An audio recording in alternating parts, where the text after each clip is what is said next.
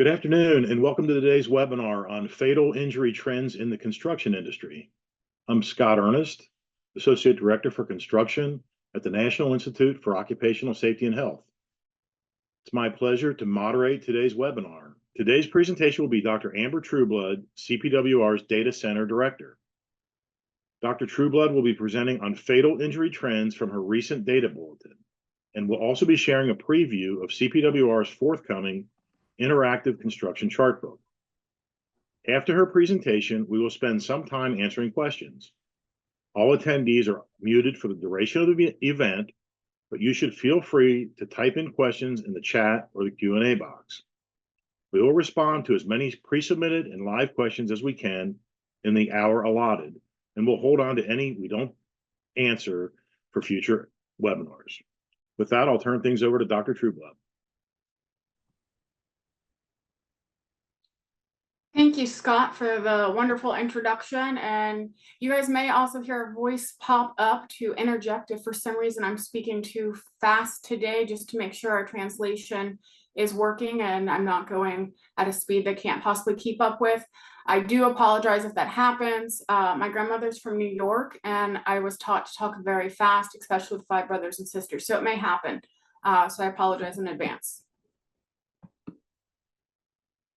So today I'm going to be highlighting recent fatal injury trends in the construction industry. But first, I'm going to do a short overview of our new interactive chart book.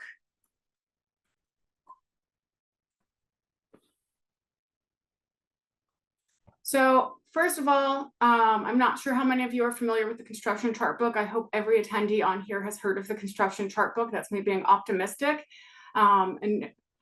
So the construction chart book has been a leading source of construction industry safety and health statistics since the 1990s when it was first released.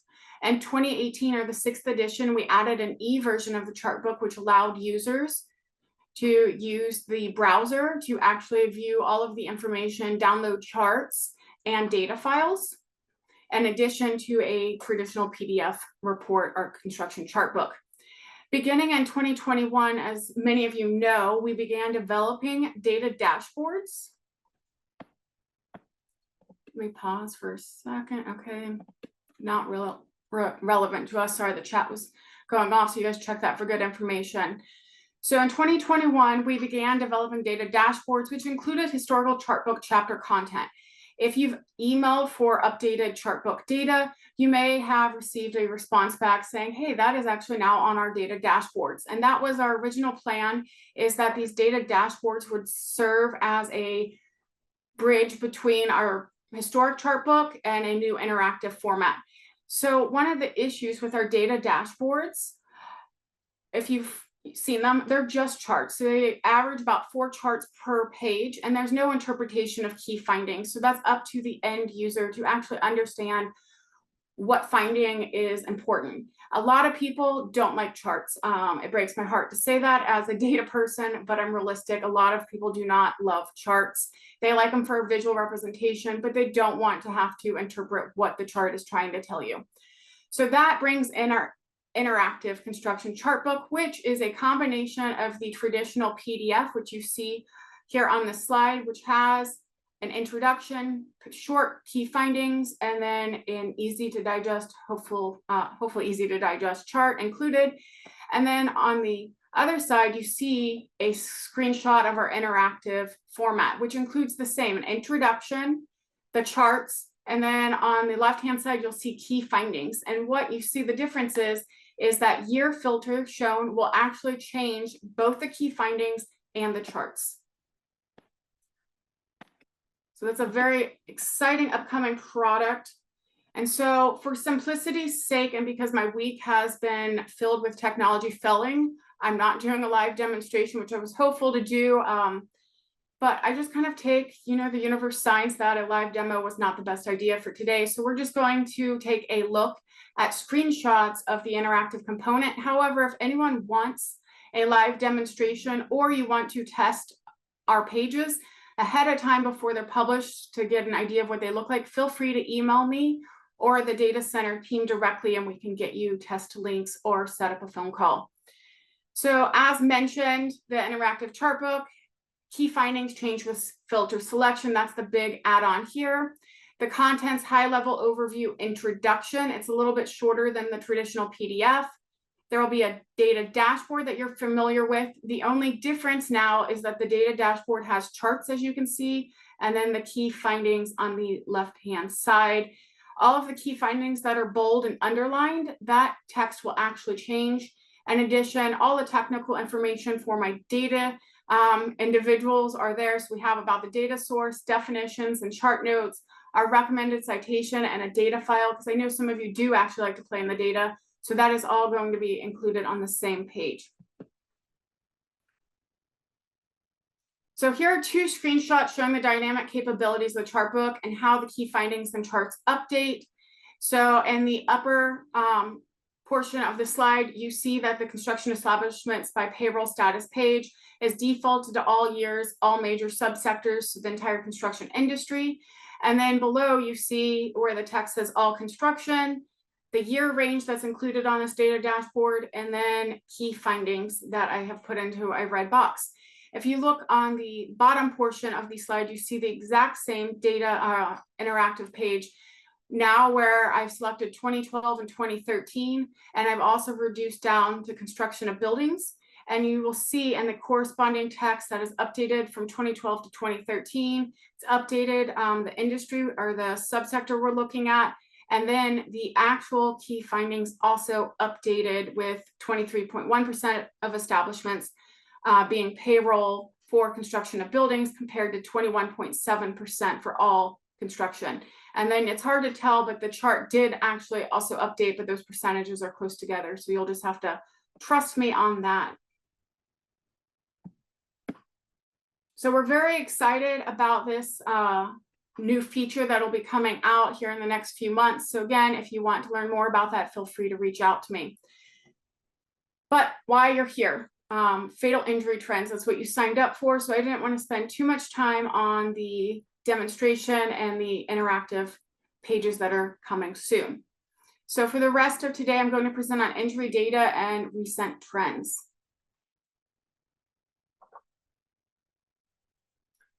So don't worry, I don't have a lot of technical slides, but I wanted to highlight that there are multiple data sources that should be examined when we're looking at injury trends. So the first is BLS CFOI, the Census of Fatal Occupational Injuries, which is a census of fatal injuries. However, many of you know BLS has actually started to change their data disclosure rules, impacting our ability to get some lower level data that we've historically had access to. And so that's one limitation we're facing as an industry, is getting some of the detailed injury information that we need to fully understand injuries that are occurring. Another data source is CPWR's fatality map, which has been produced in multiple formats. It was its own webpage, then it merged over to data dashboard. We're going to continue producing that fatality map. It is a combination of OSHA fatality investigations and media reports that my team combs through. We code some of the data, clean it up, and it allows us to look at fatalities in the construction industry. And what's really valuable about the fatality map data is that it includes text narratives. And we're going to get into those a little bit later in the presentation, but having that narrative does allow us to get an idea of what actually happened. Another data source to examine fatal injuries is the National Vital Statistics System mortality data. And this is a recent data source starting in 2020. They actually added the industry and occupation information in, which allowed us to examine at-work deaths using the publicly available data.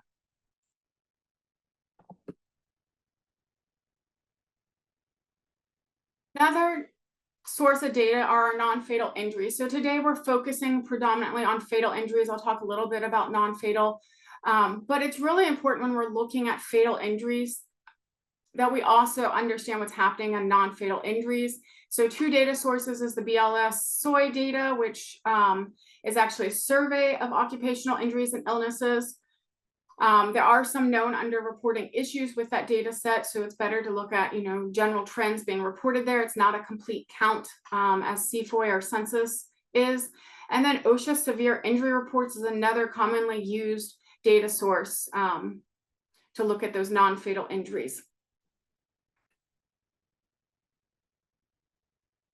The last data set listed down here, so CPWR focuses largely on just producing national surveillance trends, construction safety and health trends at a national level. We do sometimes drill down to specific states when we're looking at various injury types depending on our available data. The last data set at the bottom, though, because I frequently am asked, what about international trends? How does the US compare to other countries? And so the only data set that I'm aware of is the International Labor Organization. Their ILOStat is the global reference for international labor statistics. However, there is significant limitations with this data set. So the first is that 2018 is the last year that they have available for the US, despite BLS being up to 2022. And the other big caveat is that each country reports data differently, which does make one-to-one comparisons often difficult, even if their rate, just because it depends where that's coming from, if it's workers' comp, if it's a CFOI system, if it's mortality data, all of them are going to be slightly different. So it'd be like comparing an orange to an apple. However, that data set is actually really good for high-level overview of temporal trends and other trends between countries. Now it doesn't want to advance. So to give you a good example of what is going on here is here's an example of 2018 data that I pulled just of, I think it's the top 10 rates here. And we see the US comes in at 16 per 100,000 FTEs. However, we know based on BLS and CPWR published data that the private construction industry rate was actually closer to 9.5 per 100,000 FTE workers in 2018. So there is also some sort of cleaning of the data to make it comparable that is occurring. I was not able to quickly track that down with their documentation. They have extensive documentation. So if you want to look at international trends, I recommend you go through that documentation. You can reach out to me with specific questions, but I thought I'd let you guys know it's there. US, when we're looking, does perform relatively well. So there's that. And I won't spend a lot more time on the technical side of things.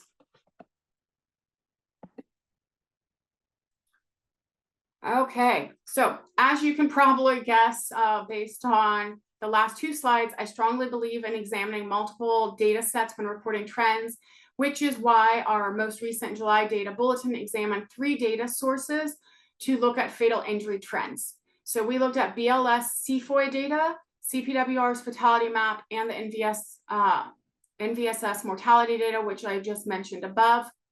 And when looking, we looked at fatal injuries in construction by subsector, occupation, demographics, primary source, the event or exposure, cause of death, the state, the location, as well as examined injury narratives from the CPWR's fatality map. This data bulletin is available for free on CPWR's website, linked below. You can easily get to it from our main page as well. In addition to the data bulletin, we also always produce a chart file, which includes all of the graphs. So if you were to have a presentation and there was a key finding you wanted to highlight, you can go ahead, use that. If you want to see the underlying numbers, maybe produce your own image, we also publish a chart file, data file that's available as well.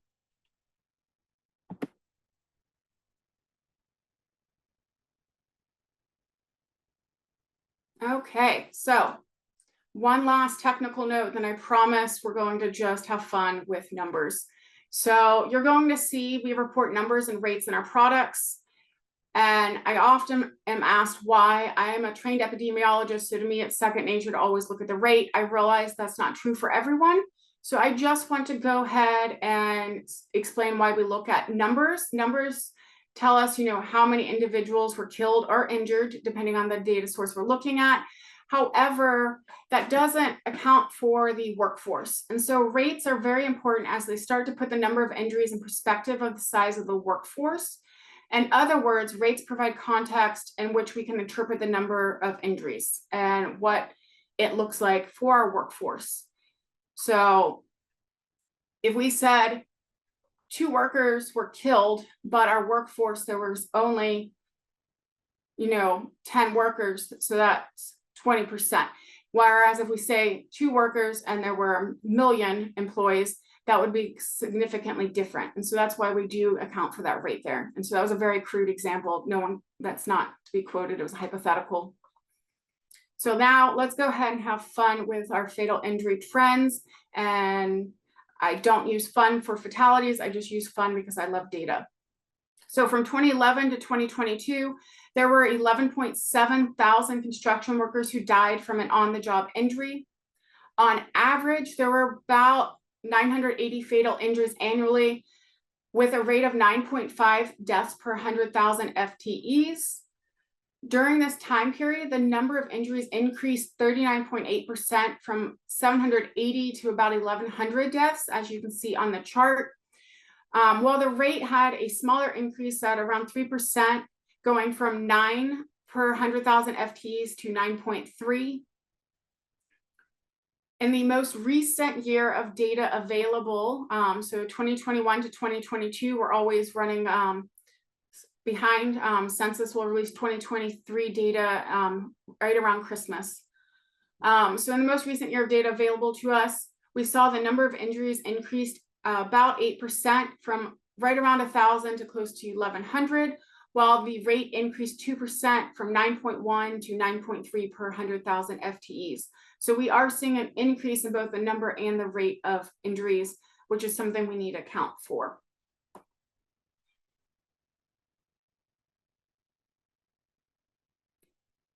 Next, looking at those who died by fatal work injuries by demographics, we see that males account for 99% of all fatal injuries.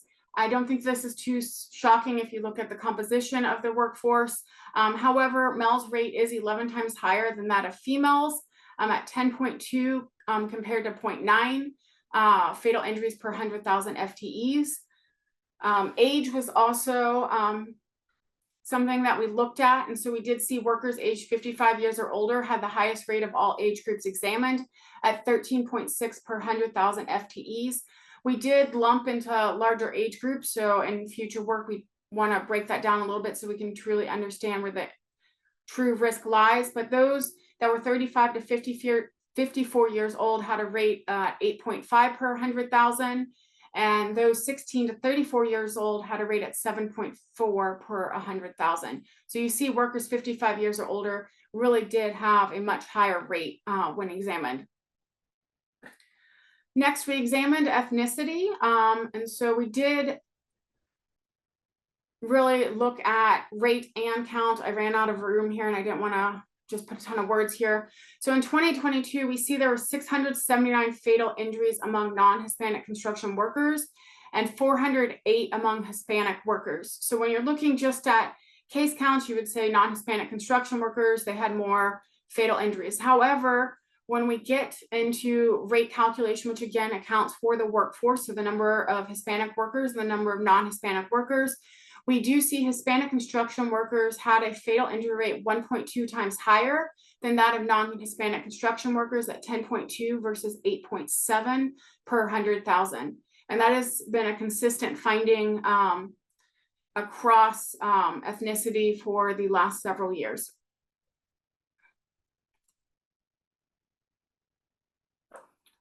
Okay. I'm going to take a break just to make sure the chat's not relevant to me.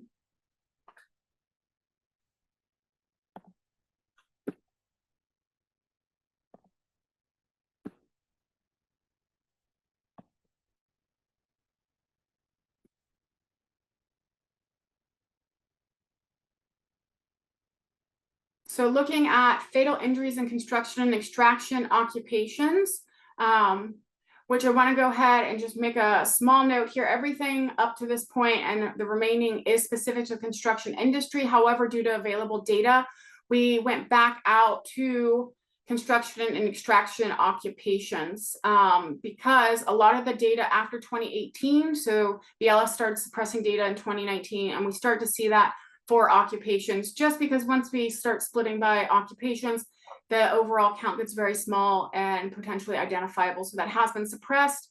Account for that. we broke out to construction and extraction occupations, which is not necessarily specific to the construction industry, though there's significant overlap there, and that is a small technical note. So after looking at transportation material moving, construction and extraction occupations had the second highest number of fatal injuries, with about, for private construction and extraction, there was about 1,100, so very close to construction industry. Roofers had the highest rate at 57.5 per 100,000 FTEs. And so you can look at the graph that's shown here. I tried to put some comparisons. The top blue bar is all, and then the second is all private industry. And then the third is construction private industry at 9.6. So regardless of which comparison we're using, roofers was significantly higher than all industry, all private industry, and construction private industry rates at 57.5 per 100,000 FTEs. Looking back to a prior data bulletin that we published before, we saw from 2020 to 2022, the roofer fatality rate actually increased 22%. So that is something we want to continue to monitor and try to understand those injuries that roofers are experiencing. The next highest rate was among helpers with 38.5 per 100,000 FTEs. And a better direction, the fatal injury rate among helpers decreased 11% when we looked back to 2020 data. So that's what we'd like to see for all of our injuries are decreases. I'm hoping in the next few years I can just say decrease, decrease, decrease nonstop. Let's see. What is the time frame? So the time frame for the construction and extraction occupations is 2022. What type of occupations are in construction extraction category? So we have a lot. That's anything that falls under the 47,000 code.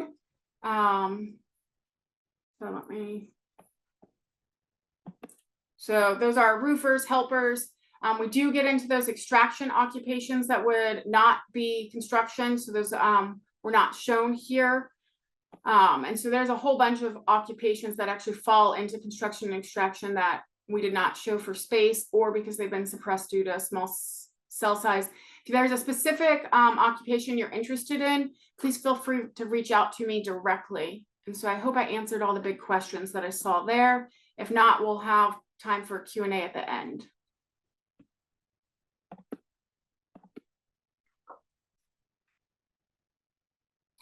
So next, looking at Focus 4 injuries. And so you guys are probably very well acquainted with Focus 4 fatal injuries. They're the injuries defined by OSHA in the 90s that accounted for a majority of construction fatalities.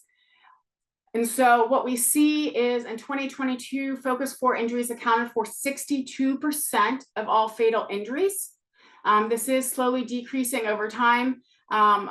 About a year ago, we looked at Focus 4 injuries specifically in a data bulletin, and we saw from 2011 to 2021, Focus 4 injuries on average accounted for 65% of all fatal injuries. And so we're seeing that percent slowly go down over time.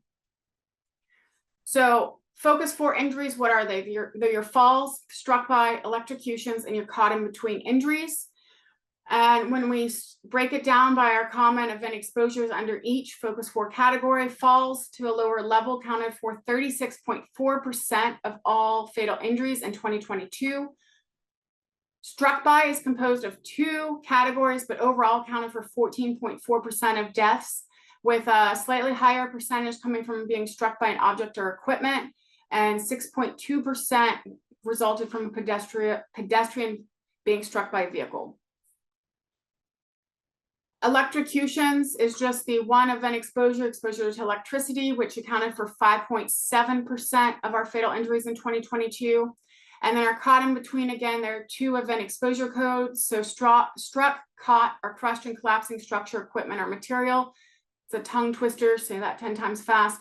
Accounted for 4.9% of our fatal injuries, and then caught in or compressed by equipment or objects accounted for less than 1% of our fatal injuries in 2022.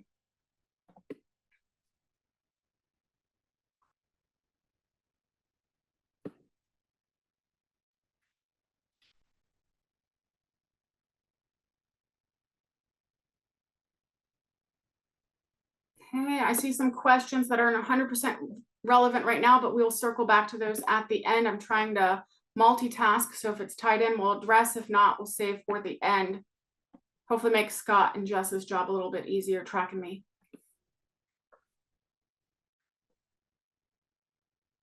So as you saw on the last slide, over a third of our fatal injuries result from falls.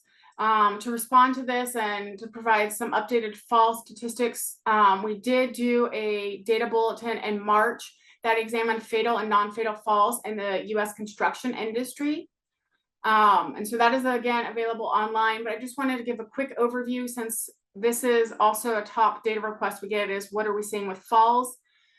So what we found from 2011 to 2022, the number of falls to a lower level increased 52.7%, going from 260 fatal injuries to 397, while the rate increased 13.3% from 3 to 3.4 per 100,000. We did also, this was one of our first products using restricted BLS data, CFOI data. We found that 70% of fatal falls with a reported size occurred among small establishments. And this is compared to 57% of all fatal injuries. And so there is a lot of evidence out there that says small establishments do have higher injury rates, 57%, but then there's something with the falls bringing up to that 70%. And so we are looking at that further and hope to have some more information on that finding soon. We also examined fall-related sources. And so this is one of the data limitations we've run into is that it doesn't specifically let us say fall caused by roof. Instead, we identified common sources associated with falls and looked at trends associated with them. So we saw an increase in injuries where the primary source was roofs, increasing 14.6%. Scaffolds and staging also had a small increase with 4.1%. The really good news, because I like to say the word decrease, is the number of fall-related sources. Let's back up. The number of fatal injuries involving a ladder decreased 12.6%. And so that's something we'd like to see.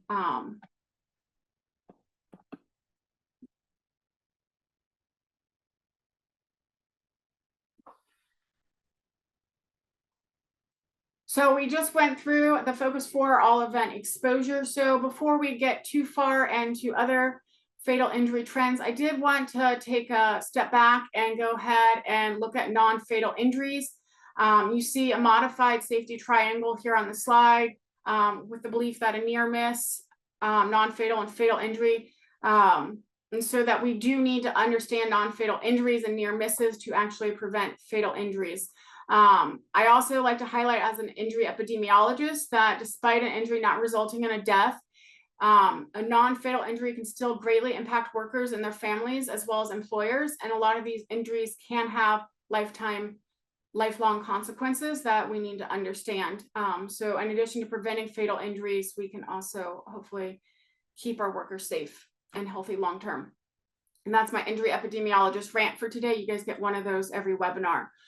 So looking at fatal injuries by event exposure from 2021 to 2022, so pulling some SOI data, we see that focus 4 injuries accounted for 3 out of the 6 top event exposures examined. So we have struck by object or equipment, falls to lower level, falls on same level, so that falls into that falls category, and struck against object or equipment. And then in addition to that, we do have overexertion involving outside sources, and other exertions are bodily reactions. These two are largely related to MSDs. And this is really important. So you guys are saying, how does this tie into keeping our workers safe? Obviously, we don't want people being struck by objects or having MSDs. MSDs, as you guys know, that what's the saying, spraining an ankle, you'll be dealing with it for the next 80 years. That's very much true. MSD struck by all of these are very serious injuries that can follow a worker. But in addition to that, understanding these injuries, we can actually keep workers safe and try to prevent fatalities. And so a good example are the MSDs, the overexertions on here. MSDs are a predictor of falls. There are several studies that have found that. So if you have an MSD, having a fall within a year, 3 years, 5 years has been studied widely, and we do know it's a predictor of a future fall. We also know that MSDs are predictors of opioid use. No one wants to be in pain. You go to your doctor, you're in pain, you may be prescribed opioids, and we know opioids are a concern and a growing area that we need to understand among construction workers. So that's just an example of how we tie in other data sources when we're looking at the big picture for the industry. And hopefully,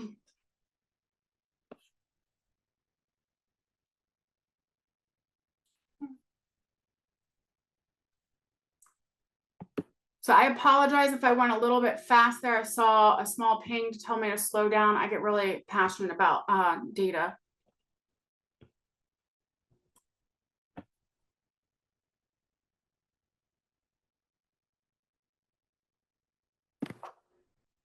Okay, so as mentioned before, we look at primary sources. And so this is looking at all fatal injuries. So we're coming back out away from our event exposure to sources. So a primary source is the factor responsible for the injury. We found the leading primary source that we've identified were highway vehicles motorized, accounting for 20.4% of our fatal injuries.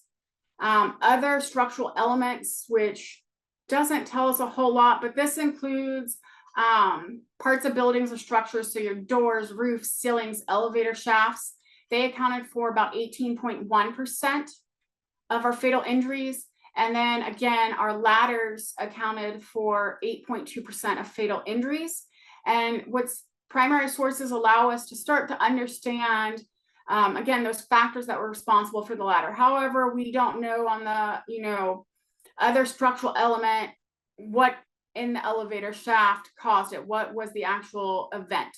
And so this just begins to tell us a little bit more.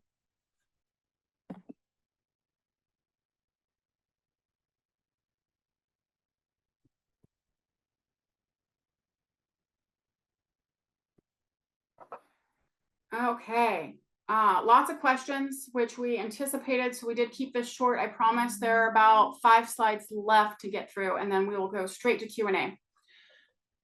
So words commonly found in fatality narratives were examined. So we use CPWR's fatality map to do this. So there were roughly 7,400 fatality narratives that I want to really thank William Harris, our lead research analyst in the data center, for cleaning and going through and actually conducting this analysis. It's the first time we've actually done this and tried to really understand what is in that data. So from 2011 to 2023, William found employee terms were used the most often in these narratives. They were used over 12,000 times. When we remove the employee and we really try to focus in on injury, we see fall terms for the next top word category appearing almost 4,000 times. And 2 words related to falls were common, including roof terms. So terminology is, that indicated roof was involved. That we used 1,500 times. And then ladder terms, which were used about 1,000 times. These words are starting to align with the data on fatal injuries. You probably, like you just said, all of this when you talked about falls and other slides. So we do see overlap, what's included in fatality narratives and what's being reported in our structured surveillance data. Up next, since this is just preliminary findings, we really want to understand the context these words are being used in, so the specific phrase, and does it tell us information beyond what we already know? So specifically to falls, is it mentioning that fall protection was used or not used? Is it mentioning the specific activity to better understand where we might be able to actually intervene and address specific fatal injuries? So we plan to dig deeper into fatality narratives as well as BLS CFOI narratives in the very near future. So more to come on that. There's also a really cool map in the data bulletin that William produced using some pretty cool analysis techniques. It's the first time we've done a hotspot analysis in the data bulletin to my record. And I really wanted to include it here, but we started to run out of space. So check that out there. A third data source we examined was CDC's National Vital Statistics System, mortality data. This tells us the cause of death for at-work deaths for those usually employed in the construction industry.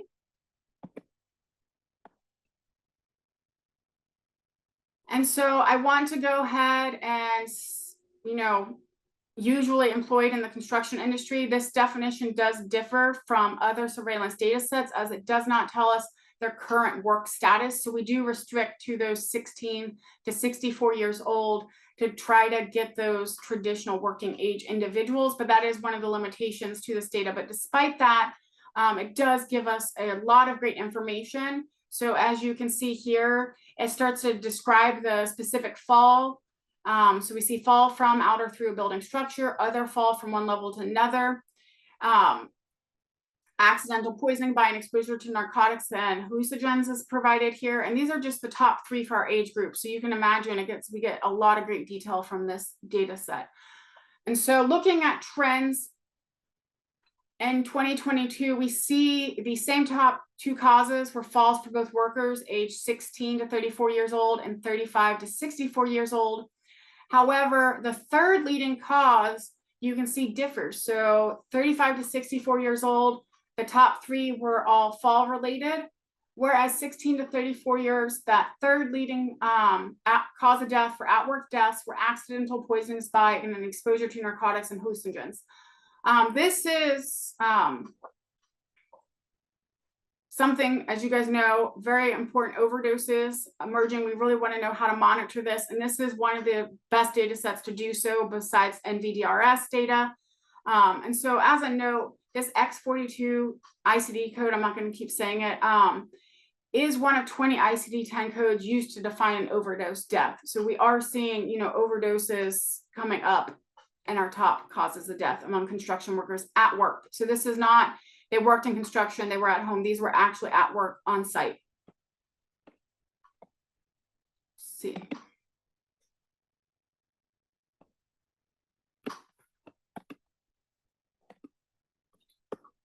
Okay. Whew, lots of great data.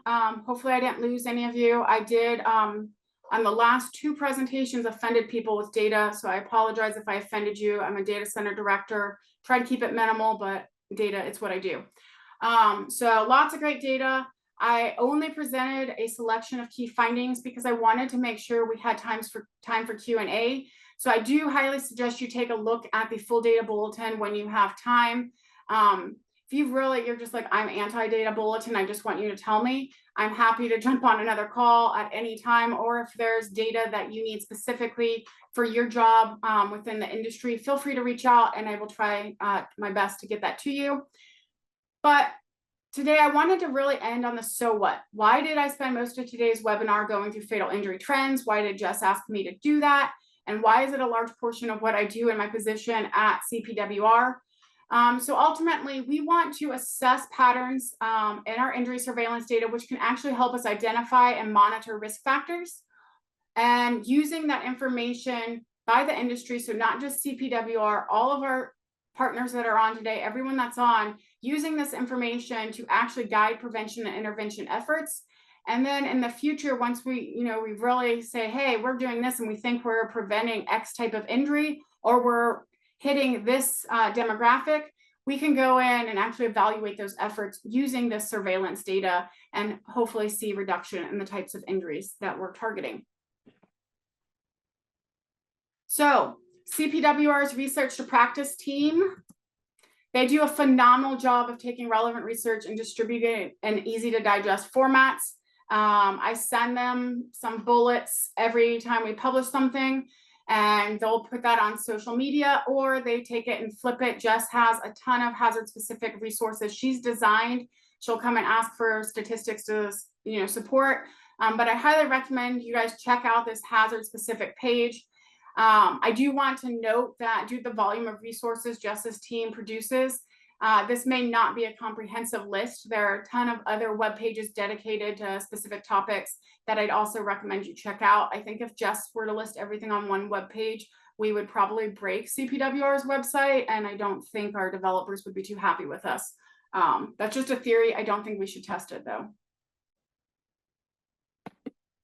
Another great web page is our Spanish resources. And so since I started 3 years ago, the number of resources that Jess's team has translated to Spanish just grows and grows.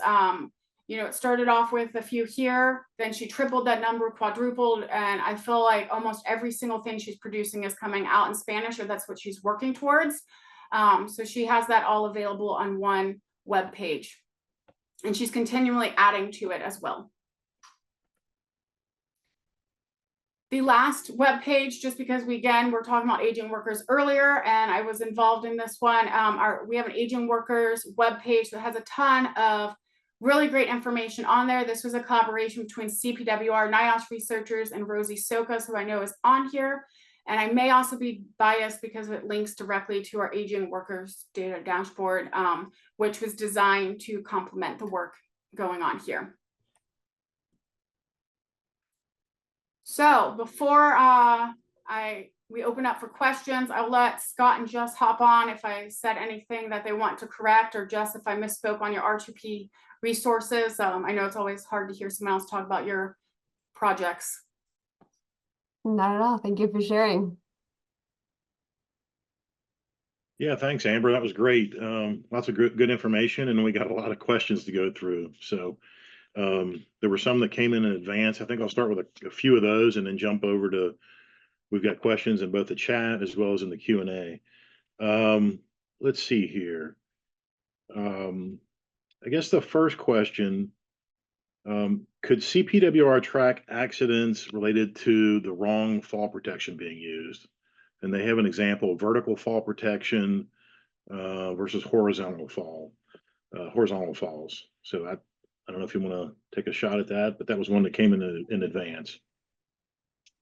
So Scott, thanks. That's actually an excellent question. So we do have a hard time tracking if fall protection was used in general. It's not in like structured data, so CFOI doesn't actually report that. However, we do start to see it in our narratives. So that is something that we're able to do with our CPWR fatality map data, is start looking at it. Now, whether it's wrong fall protection and that's mentioned, it really depends if that was put into the narrative. Another great resource that I didn't go over today are the NIOSH FACE reports, which do report this type of level of information and through recommendations. So if their recommendation is that there was fall protection would have prevented, that would appear in a list of recommendations, and they would specifically address if it was vertical versus horizontal. I have not actually examined that specific question. However, our data center is in the middle of updating the construction FACE database, which takes those FACE reports and puts it into a very nice structured data, which includes recommendations like this. So that is something we can examine in the future. Jess, I wanted to ask, was this included at all on your fall survey? I think this is too far into the weeds though. I'm sorry, I was doing other things in the question. Yeah. Did your fall survey you conducted a few years ago look at type of fall protection, if vertical fall protection was used but horizontal was needed? No. Yeah, it's a little bit too specific, but we'll see if it's in the FACE when we have that database up to date. Okay, great. Thanks, Amber. Another question had to do with when you're talking about Latino or Hispanic workers, have you differentiated between U.S. born and foreign born when it comes to, fatality rates and number of fatalities and injuries for Hispanic? We do have some foreign born statistics. I don't have them readily available to go right now. But whoever wants that, if you feel free to ping data center directly or me directly, we'll make sure to get you that information. And that is something we do look at and examine, and hopefully we can work with. I know Jess's team recently asked for this, so maybe we can get that in one of their products. Okay, thank you. Another question, this is one that came in advance, but I think I saw something similar in the chat. It says, do you have data analyzed against specific initiatives like workers that are doing mandatory OSHA 10 or OSHA 30 training? How, if they've been trained in that manner, how does that affect the, injuries and injury rates? So there are some peer-reviewed literature that has been able to, look specifically at injuries and training and try to, specifically look at if those initiatives, how they worked with the fatality or other injuries. So that's in peer-reviewed literature that I've run across. As far as like BLS, CFOI, that is not included in there. Every so often in OSHA fatality data, we do get information on if they were trained. It may be, the investigator thought that was relevant, or if their training had lapsed or something. So that is occasionally in narratives. And then also the FACE database that I just referenced actually does include if training was recommended, if it was completely missing, or if they recommended additional training. And so that is something we can examine using that data. Okay, thank you. A couple other questions that came in. One had to do with defining when is somebody considered an aging worker, and then another one had to do with the construction and extraction category and who would fall into that category. So there's a twofer. A twofer. So we use a couple different definitions for aging workers.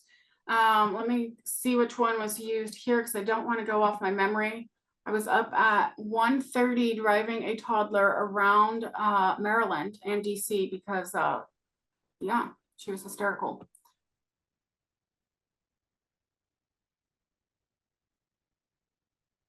So here on our aging data dashboard, we used 55 years or older, which is the same that we used in our data bulletin, and that tends to be the most commonly used one. However, we do also see some using 65 years or older. And so it really just depends, but most of ours were leaning towards that 55 years or older category for aging workers.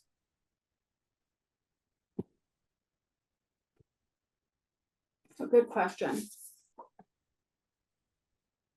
Okay, thank you. Let's see here.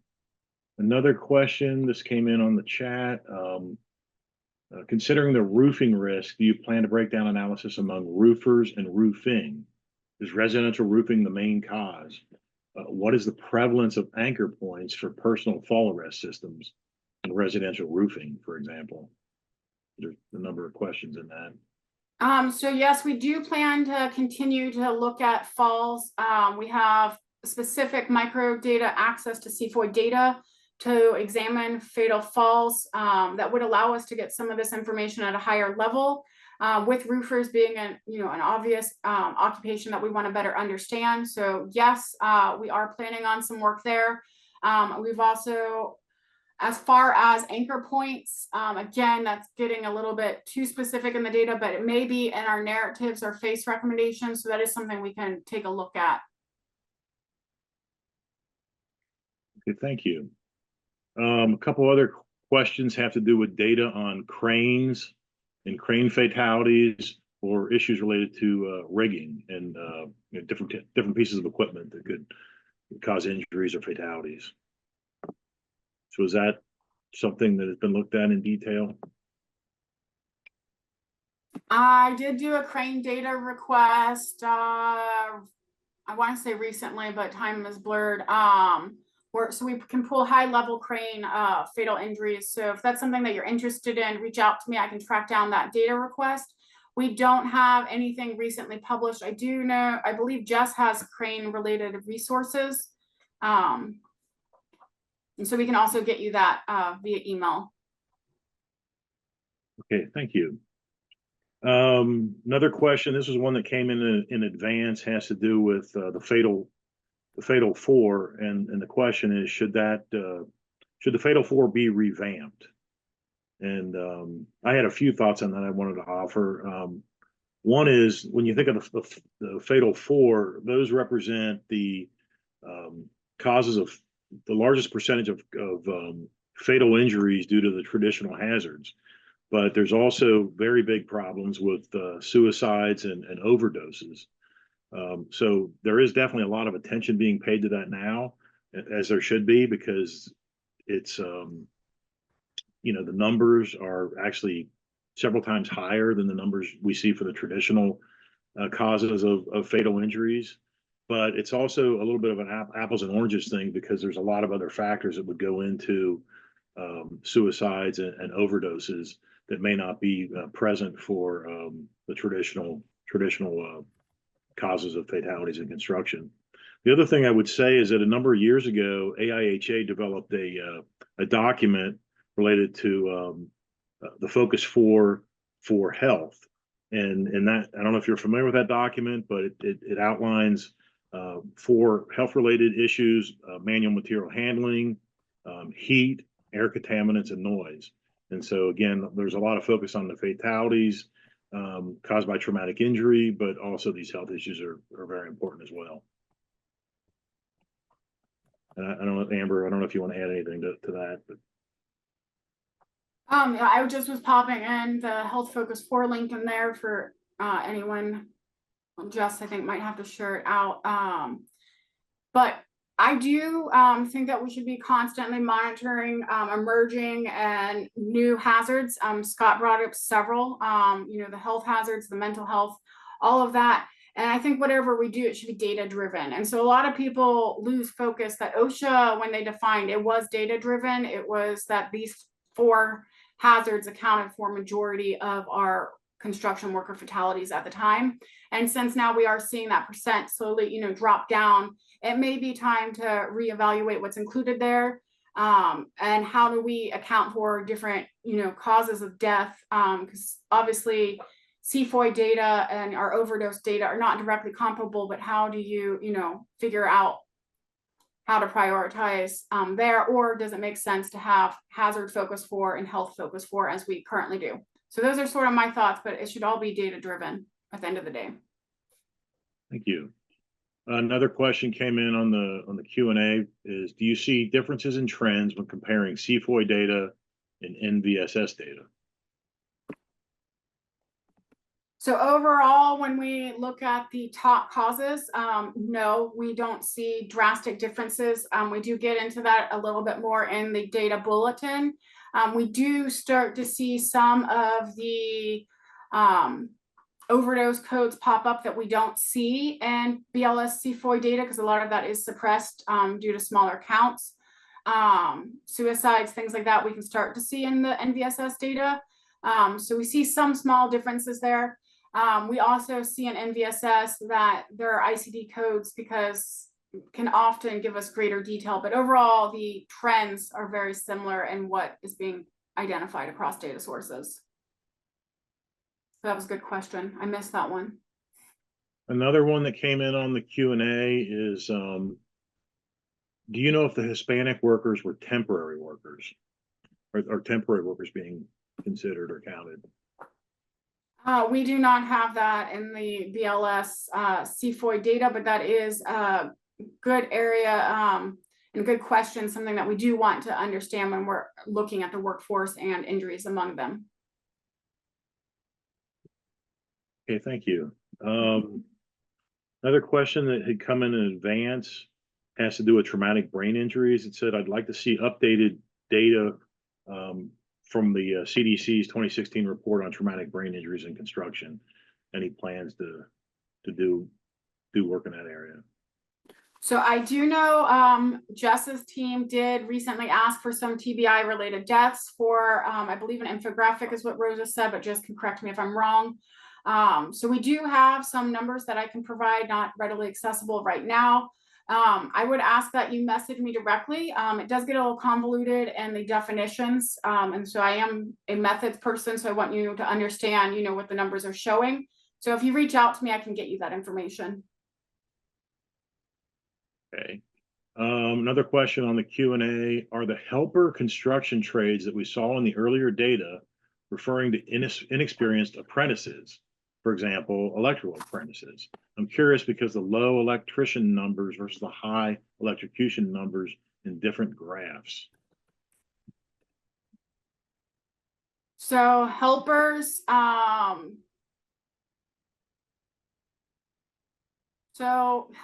for electricians can include apprentices. It can also be someone who is considered to be an inside wireman, a wireman apprentice. So yes, and then also just a general electrical helper according to the definition. So I'm not sure from an occupation, I could get into the weeds a little bit different, but I just pulled up ONET's classification page there. So there are apprentices included, but then there are non-apprentices also in that helper category. Okay, thank you. Another question that came in advance, it says fatalities for roofers are very high. This could be related to the complexity or the cost of fall protection. Is there a solution?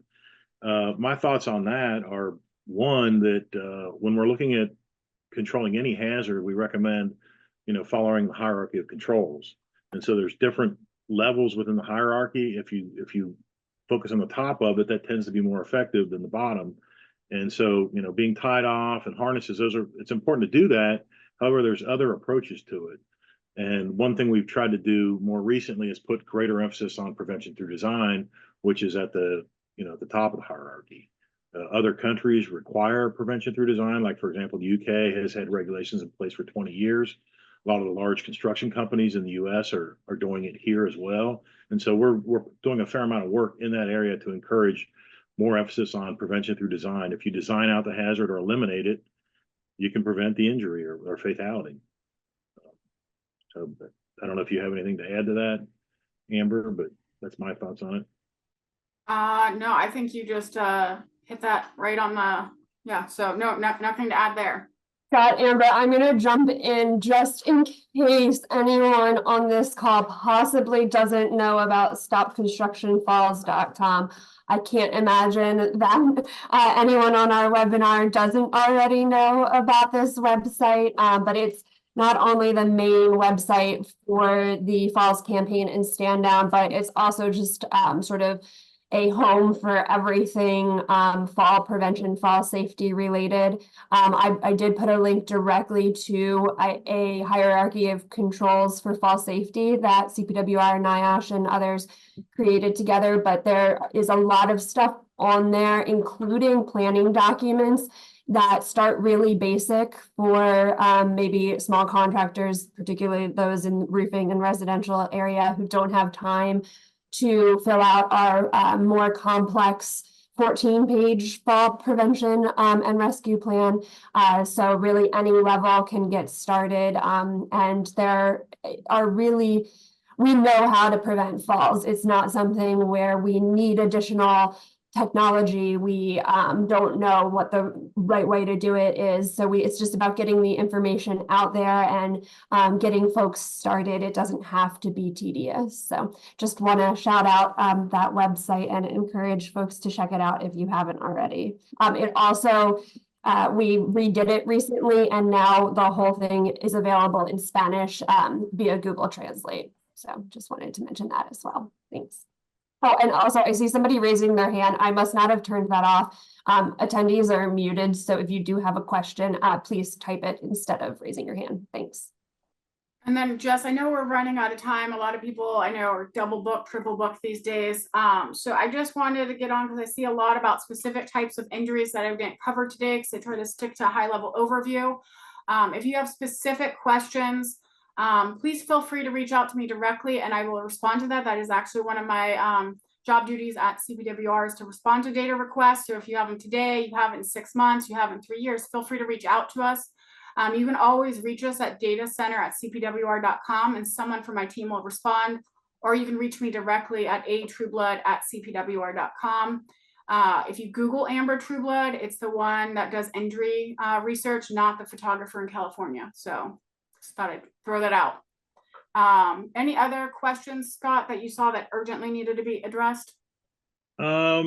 Let's just finish up with one other question and then we can wrap up for the day because we are at the hour. But there was a question about the fact that the new style of safety helmets are being used more and more.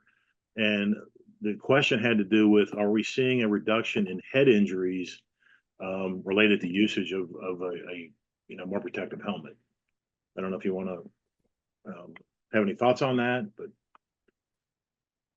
we could finish up with a question on hard hats and helmets. I mean, I have a few thoughts myself that I'd be willing to offer, but wasn't sure if you had anything, Amber. So I actually have not been able to take a deep look at the data to show what it's showing. I do know in the peer-reviewed literature, we are seeing reported, evidence of it reducing injuries. So Scott, what are your thoughts? I mean, what I would say, I mean, traumatic brain injury is a huge issue in the construction industry. It has been for a long time. There's been quite a bit of research done in that area.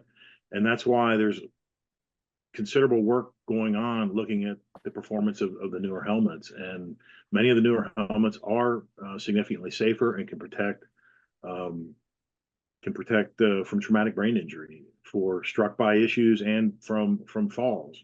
But the work is continuing. Just because it's a newer helmet doesn't necessarily mean it will be safer.